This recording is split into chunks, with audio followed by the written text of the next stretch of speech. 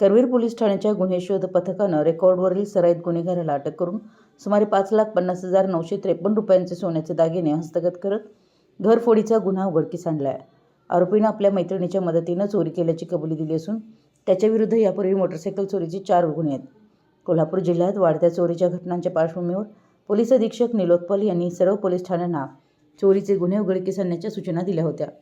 त्यानुसार करवीर पोलीस ठाण्याचे पोलीस निरीक्षक रवींद्र कळमकर यांच्या मार्गदर्शनाखाली गुन्हे शोध पथकानं तपास सुरू केला.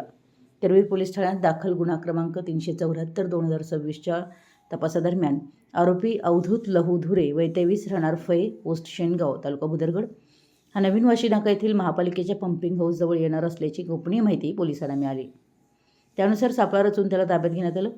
चौकशीत आरोपीकडून 4,06,959 रुपयांचे 32.3 ग्रॅम वजनाचे सोन्याचे गंठण तसेच 1.20 ग्रॅम वजनाची सोन्याची अंगठी जप्त करण्यात आली आहे.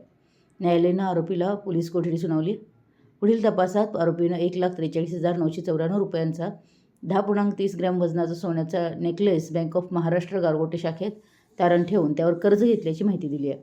त्यानुसार कायदेशीर प्रक्रिया पूर्ण करून तो नेकलेसही जप्त करण्याची कारवाई सुरू आहे.